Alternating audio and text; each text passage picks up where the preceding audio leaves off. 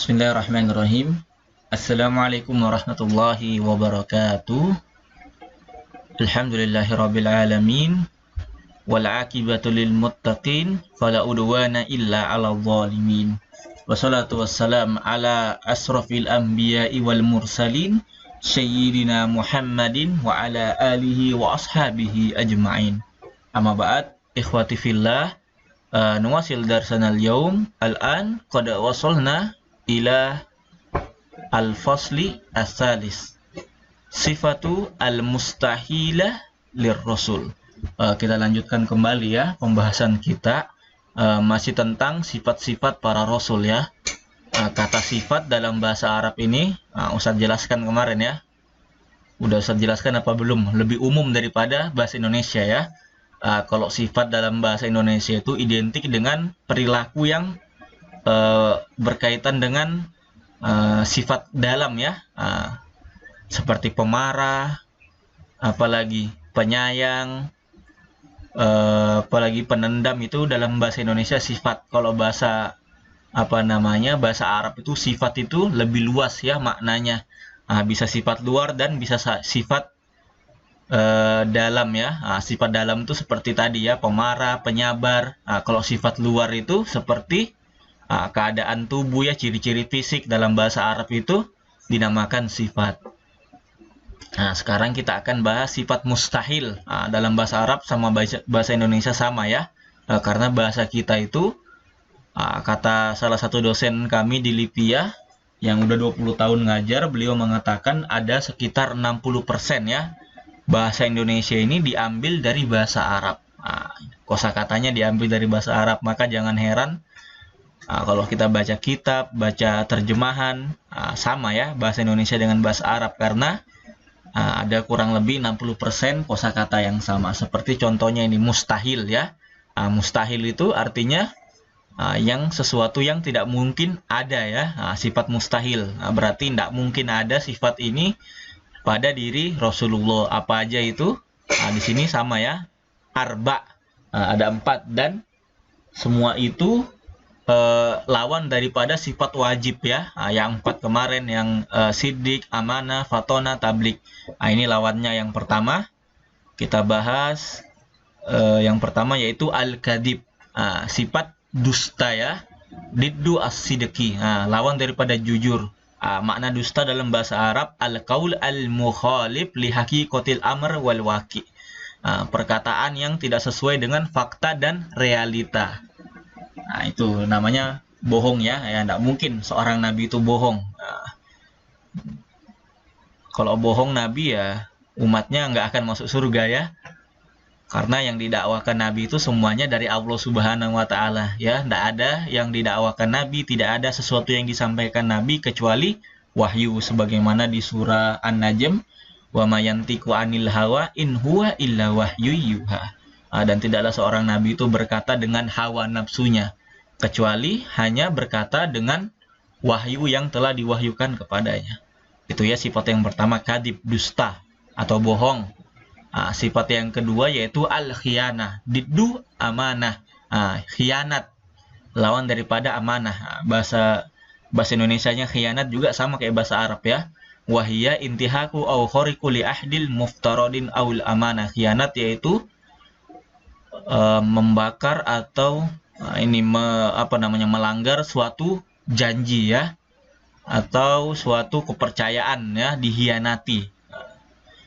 Awisiko alati tentaju anisiro an nafsi fil alaqat alati bainal afrod au bainal munazomat, yang mana janji itu dilangsungkan atau janjinya pada seseorang. Munazomat, ini banyak orang ya. Munazomat di suatu suatu negara atau suatu organisasi ya, di pondok misalkan, au bainal afrod wal munazamat, atau dua-duanya ya. Tidak mungkin tuh Rasul itu mengkhianati umatnya ya. Tidak mungkin Rasul itu menyembunyikan uang sedekah. Tidak ada namanya Rasul itu khianat dengan umatnya. Tidak mungkin Rasul itu mengumpulkan sedekah dan dimakan sendiri. Nggak ada ya. Yang ada Nabi itu punya duit ya, punya harta, semuanya disumbangkan untuk umat-umatnya. Ini Masya Allah seorang Nabi ya. Tidak ada yang namanya Nabi itu masuk KPK ya. Tidak mungkin Nabi bersifat khianat. Lanjut. Sifat yang ketiga yaitu al-kitman. Diddu, ini salah ini, bukan amanah. Diddu, tablik. Kitman itu menutupi ya. Atau menyembunyikan. Ini lawan daripada tablik. Ini salah ini. Ditulis tablik ya. Lawan daripada tablik, menyampaikan ya.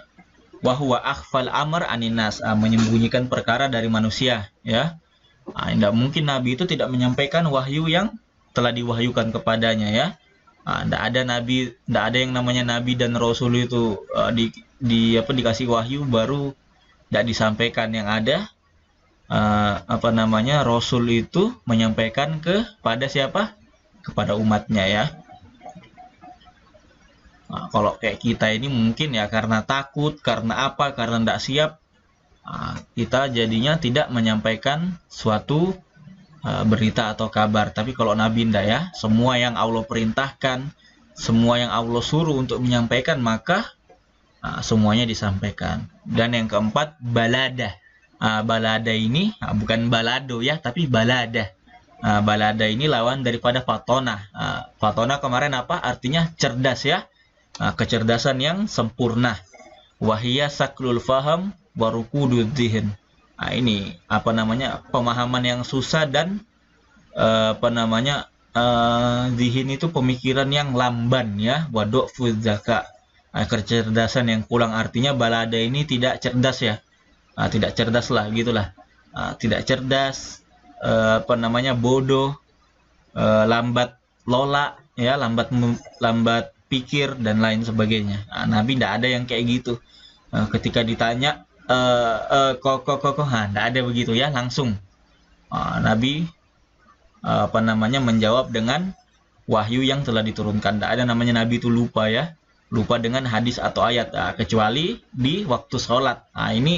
Ini pun Nabi lupa di dalam sholat ini supaya mengajarkan umatnya. Ini sebab ya, kalau tidak begitu kita tidak tahu bagaimana caranya kita ketika lupa dalam sholat ya. Diajarkan oleh Nabi ketika kita lupa dalam membaca surah, makmum mengingatkannya di belakang ya. Seperti itu. Dan juga di hadis ini cuma disebutkan sekali ya. Nabi salah itu ya dalam satu masalah itu pasti sekali dua kali aja. Nggak ada yang namanya Nabi selalu lupa, ini lupa terus, nggak ada. Kalau kita mungkin seperti itu, kalau Nabi enggak ya.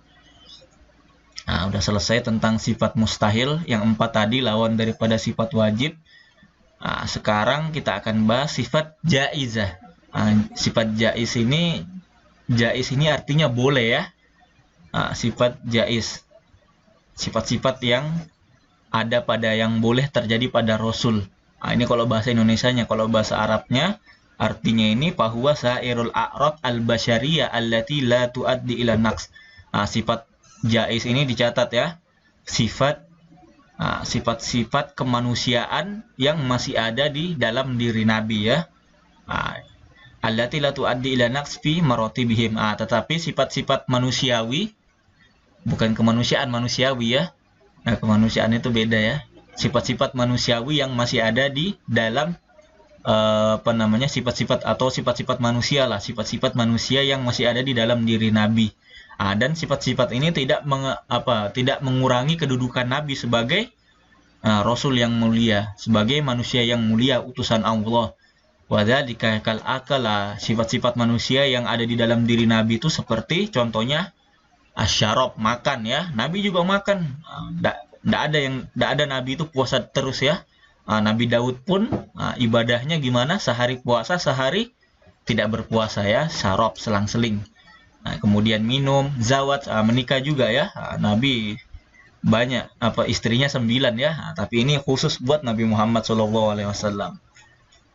Buat tawalud, dan ini tawalud, memiliki keturunan ya. Nabi Muhammad punya keturunan ya. 3 laki-laki, 4 perempuan ya. Abdullah, Ibrahim, Qasim. Ini anak-anaknya yang laki-laki ini meninggal semua ya. Tinggal yang perempuannya aja. Dan perempuannya ini, anaknya Nabi yang perempuan tuh semuanya meninggal ketika Nabi hidup ya, kecuali satu. Siapa? istrinya Ali bin Abi Thalib, Fatimah Az-Zahra. Wa taulid warroha, roha juga Nabi istirahat ya, tidur. Wa ta'ab, lelah. Wal haya wal maut, ini hidup dan mati ya. Wal ladza wal alam, merasakan juga kelezatan di makanan, alam, merasakan sakit, sehat. Sehat, sakit, semua Nabi rasakan ya. Allati la tuhillu biman sakunu munfaridal khalqi. Ini hikmahnya seorang nabi itu dari manusia, supaya kita ini nggak ada alasan ya. Itu nabi aja sama seperti kita ya, makan juga, minum juga, butuh istirahat, tapi mau beriman ya. Kalau misalkan yang diutus kepada kita itu seorang nabi atau rasul itu adalah malaikat ya, kita punya alasan ke Allah, ya Allah, malaikat itu tidak diberi nafsu ya. Malaikat itu tidak diberi nafsu, maka kita tidak bisa mengikuti malaikat. Ini hikmahnya. Makanya diutus nabi itu dari kalangan manusia ya, supaya kita tidak ada alasan lagi kepada Allah. Nabi juga sama seperti kita manusia, punya nafsu, makan, minum, dan tidur ya. Kita lanjut.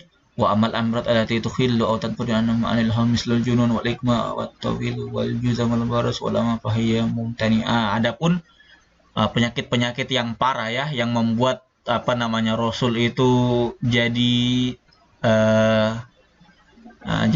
sangat kurang ya, jadi sangat cacat, itu tidak ada ya.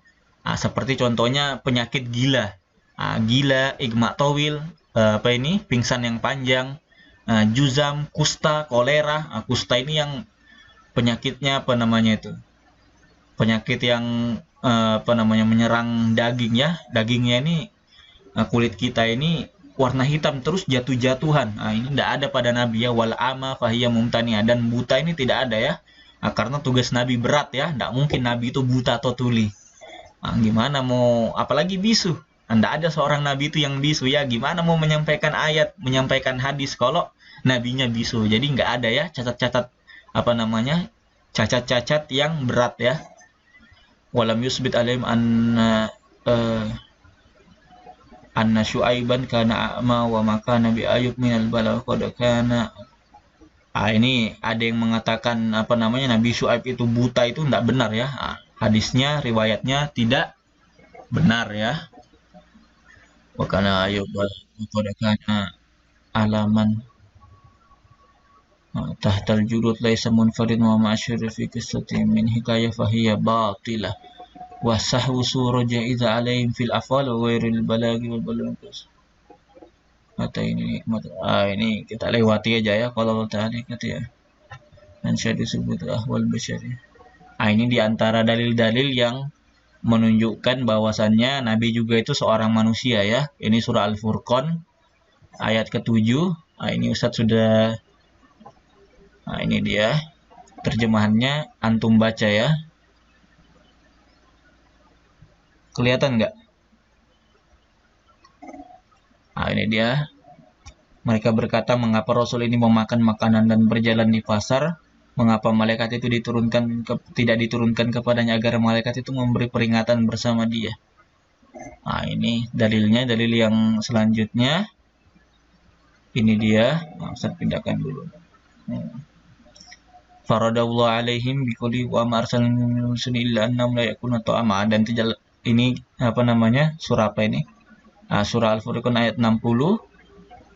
Dan tidaklah kami utus sebelum kalian itu dari seorang rasul illa annahum la yakuluna ta'am, kecuali mereka itu sama seperti kalian ya, memakan makanan, wa yamsuna fil aswaq, pergi juga ke pasar, wa ja'alna ba'dukum li ba'din fitnatan atasbiruna wa kana rabbuka basira. Dan kami jadikan di antara kalian itu ada cobaan ya, atas biruna, apakah kalian bersabar atas cobaan itu atau tidak, wa kana rabbuka basiron, dan Tuhan kalian itu maha melihat apa yang kalian kerjakan. Selanjutnya ini Ar-Ra'd ayat 38, walaqad arsalna rusulan min qablika wa ja'alna lahum azwaja wa dzurriyyah. Dan kami telah utus seorang rasul ya, sebelum kalian, dan kami jadikan bagi mereka itu azwajan wa dzurriyyah, istri dan anak-anak. Nabi juga beristri dan beranak ya.